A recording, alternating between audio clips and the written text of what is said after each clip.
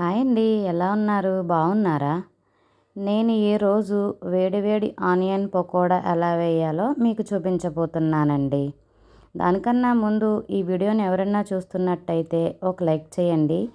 అలాగే మన ఛానల్ని ఎవరైనా కొత్తగా చూస్తున్నట్టయితే సబ్స్క్రైబ్ చేసుకోండి. అలాగే లైక్ కూడా చేయండి ఫ్రెండ్స్. ఇక మనం వీడియోలోకి అయితే వెళ్ళిపోదాం. ముందుగా పకోడీ కోసం 4 ఉల్లిపాయల్ని పొడుగ్గా సన్నగా కట్ చేసుకోవాలి. అలాగే 3 పచ్చిమిరపకాయల్ని చిన్న చిన్న ముక్కల కింద కట్ చేసుకోండి. ఇక్కడ వచ్చేసి ముదురు కరివేపాకునైతే తీసుకోండి. దాన్ని కూడా చిన్న చిన్నగా కట్ చేసుకుని వీటన్నిటిని ఒక బౌల్లోకి అయితే వేసుకోవాలండి. ఆ తర్వాత కొన్ని పల్లీలు, కొంచెం జీలకర్ర, రుచికి తగినంత సాల్టు, ఒక కప్పు శనగపిండి, ఒక స్పూను వరిపిండి. ఇది కావాలి అనుకున్న వాళ్ళు వేసుకోవచ్చండి, లేకపోతే స్కిప్ చేయొచ్చు.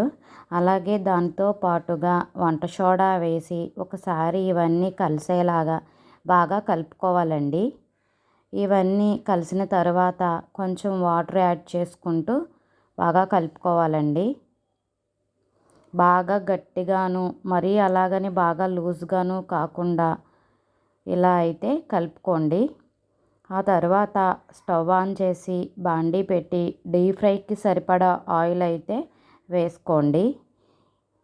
ఈ ఆయిల్ వేడైన తర్వాత మనం కలుపుకున్న పిండిని పకోడీ షేప్ అయితే అందరికీ తెలుసు కదండి. చిన్నగా కావాలితే చిన్నగా, పెద్దగా కావాలితే పెద్దగా, మనకి ఏ సైజు అనుకుంటే ఆ సైజు అయితే వేసేసుకోవచ్చండి. ఇలా వేసుకున్న తర్వాత మధ్య మధ్యలో కలుపుతూ ఫ్రై అయితే చేసుకోవాలండి ఈ పకోడీని. లేదంటే ఒక పక్కన ఫ్రై అయ్యి ఇంకో వైపు అయితే ఫ్రై అవ్వకుండా పిండి పిండిలాగా అయితే ఉండిపోతుందండి. చూస్తున్నారు కదండి, ఇలా గోల్డ్ కలర్ వచ్చేంత వరకు ఫ్రై చేసుకోవాలండి.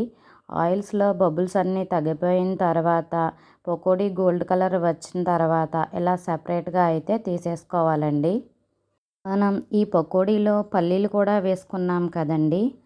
అవి కావాలి అనుకున్న వారు వేసుకోవచ్చండి, లేదంటే స్కిప్ చేసేయచ్చు, పర్వాలేదు. కానీ ఈ పకోడీ తింటున్నప్పుడు అక్కడక్కడ పల్లీలు తగులుతూ ఉంటే టేస్ట్ అయితే చాలా బాగుంటుందండి.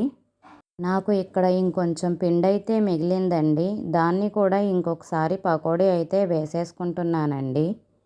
ఈవినింగ్ టైంలో పిల్లలు స్కూల్ నుంచి వచ్చేసరికి ఇలా వేడివేడిగా ఏదన్నా చేసి పెడితే వాళ్ళు కూడా చాలా హ్యాపీగా ఫీల్ అవుతారు కదండి.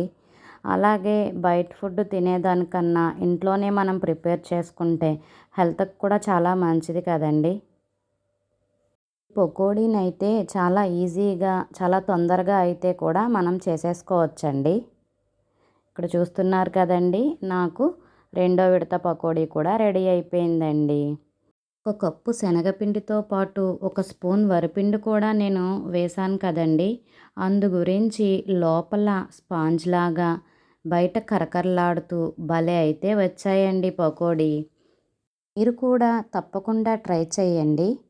అలాగే ఈ ఆనియన్ పకోడా ఎలా అనిపించిందో నాకు కామెంట్ చేయండి ఫ్రెండ్స్. ఈ వీడియో కనుక మీకు నచ్చినట్టయితే లైక్ చేయండి, షేర్ చేయండి. అలాగే కొత్తగా మన ఛానల్ని ఎవరైనా చూస్తున్నట్టయితే తప్పకుండా సబ్స్క్రైబ్ చేసుకోండి ఫ్రెండ్స్. బాయ్ అండి.